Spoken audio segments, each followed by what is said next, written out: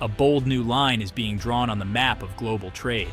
A proposed $50 billion canal slicing through Nicaragua, a project heavily backed by Chinese interests and investors. This isn't just another infrastructure plan, it's a vision that could alter the very flow of world commerce. If completed, this ambitious project could reshape international commerce, challenge long-standing American influence, and ignite a new era of geopolitical competition throughout the Americas, with ripple effects felt across the globe. It's not just about digging a massive ditch. It's about power, influence, and the future of global shipping. The stakes are as much about who controls the world's trade as they are about engineering. For over a century, the Panama Canal has reigned as the king of transoceanic shipping, a marvel of engineering and a vital artery for the world economy, connecting oceans and nations.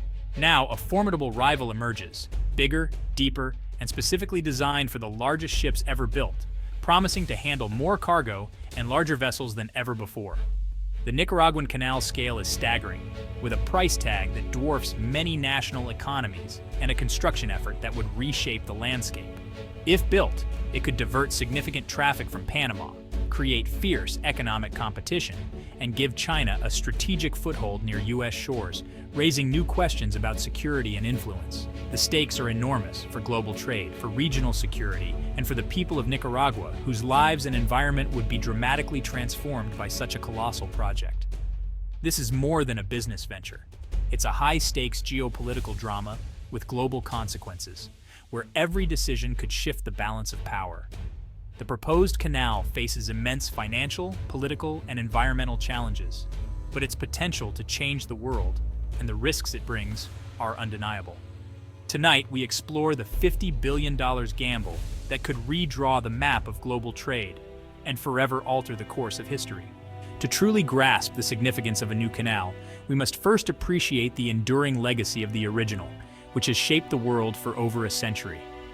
The Panama Canal, completed in 1914, was a monumental triumph of engineering, linking the Atlantic and Pacific Oceans and forever transforming global commerce by making trade faster and more efficient. Ships could finally avoid the perilous months-long journey around Cape Horn, saving precious time and fuel and cementing America's maritime dominance in the early 20th century. Today, Panama owns and operates the canal with remarkable efficiency, ensuring open access for vessels from every corner of the globe and keeping international trade flowing smoothly. The US remains its top customer, with 75% of canal traffic tied to American ports, highlighting its ongoing strategic and economic importance for both nations. Skilled Panamanian pilots expertly guide ships through a complex lock system, keeping global supply chains moving and ensuring the canal's reputation for safety and reliability. But the canal is not invincible. Recent droughts have forced restrictions, exposing how environmental shifts and climate change can disrupt the flow of global trade. In 2016, Panama expanded the canal to handle massive Neo-Panamax ships, allowing even larger vessels to pass and increasing its capacity dramatically. This expansion secured its future as a vital global trade hub, adapting to the ever-growing demands of international shipping. Yet the dream of an alternative route persists, a dream now revived by China and Nicaragua, who are working together to challenge a century of Panamanian dominance in world shipping. The stage is set for a new chapter in the ongoing story of global trade, as nations compete to shape the future of maritime commerce. The modern challenge to Panama's supremacy began in 2013, when Nicaragua granted a 50-year concession to HKND Group, led by Chinese billionaire Wang Jing. The plan, a $50 billion canal, 2 deep-water ports, a free trade zone, and an international airport. Nicaragua's ticket out of poverty. The route would stretch 173 miles, cutting through Lake Nicaragua, and accommodate the world's largest ships, beyond even Panama's expanded locks. Supporters called it a game changer, but controversy erupted over financing, transparency, and catastrophic environmental risks. Critics doubted Wang Jing's ability to raise the funds, and environmentalists warned of irreversible damage to Lake Nicaragua's ecosystem. Despite a groundbreaking in 2014, the project stalled after Wang's fortune collapsed and funding dried up. Yet the idea lingers. Nicaragua still hopes, and for Washington and Beijing, the prospect of a Chinese-influenced canal remains a strategic wildcard. The geopolitical implications are simply too big to ignore. The numbers reveal the scale of this rivalry. The Panama Canal is 50 miles long, uses freshwater locks, and handles 14,000 transits a year, about 3.5% of global maritime trade. Its 2016 expansion allows ships with up to 14,000 containers. It's a proven economic powerhouse. In contrast, the Nicaraguan Canal would be 173 miles long, wider, deeper, and designed for ships carrying 25,000 containers. The $50 billion price tag is nearly 10 times Panama's recent expansion, and the environmental risks, especially to Lake Nicaragua, are unprecedented. Experts warn of ecosystem collapse and water contamination, while the financial viability remains unproven. As of 2025, the Nicaragua Canal is still just a bold blueprint, its future uncertain. A Chinese-backed canal in Nicaragua is sending shockwaves through Washington, raising alarms at the highest levels of US government and intelligence. For over a century, the United States has viewed Central America as its strategic backyard, a region it has sought to protect and control under the Monroe Doctrine.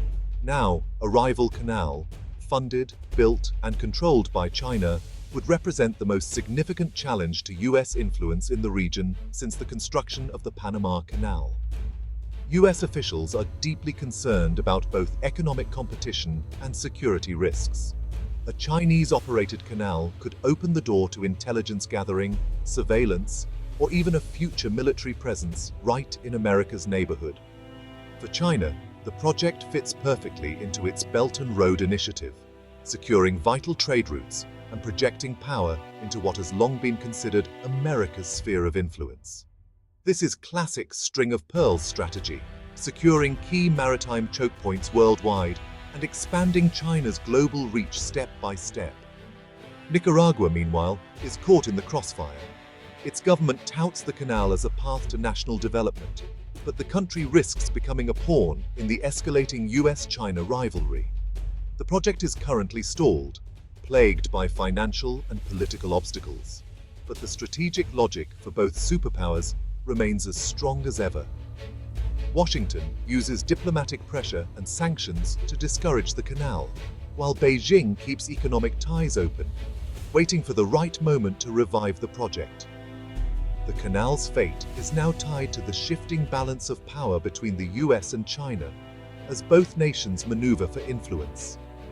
The rivalry is real, and the stakes are global, with consequences that could ripple far beyond Central America.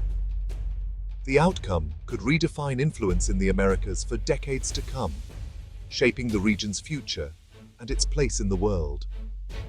For Nicaragua, the promise of prosperity is shadowed by the risk of becoming a geopolitical battleground. The world is watching, and the next moves could change history. The economic case for the Nicaragua Canal is simple. Global trade is growing, and ships are getting bigger. Proponents say Panama will eventually hit capacity, and a new, larger canal could lower shipping costs and boost efficiency.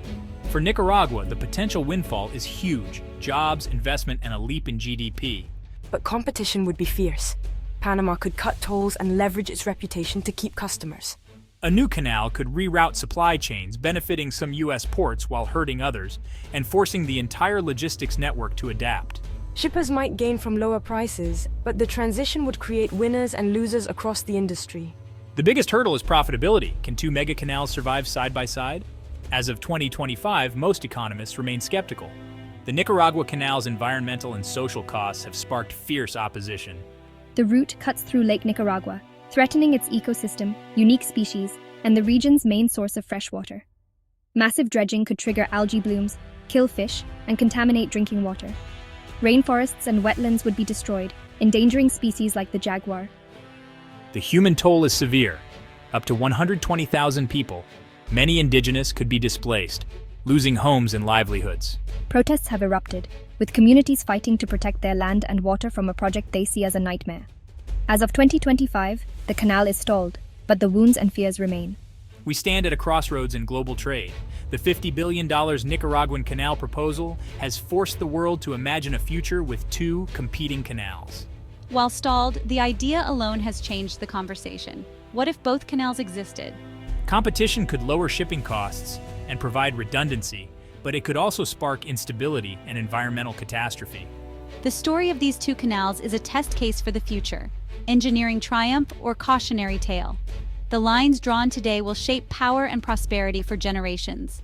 The debate over a second canal is a debate about our shared future, and its outcome remains unwritten.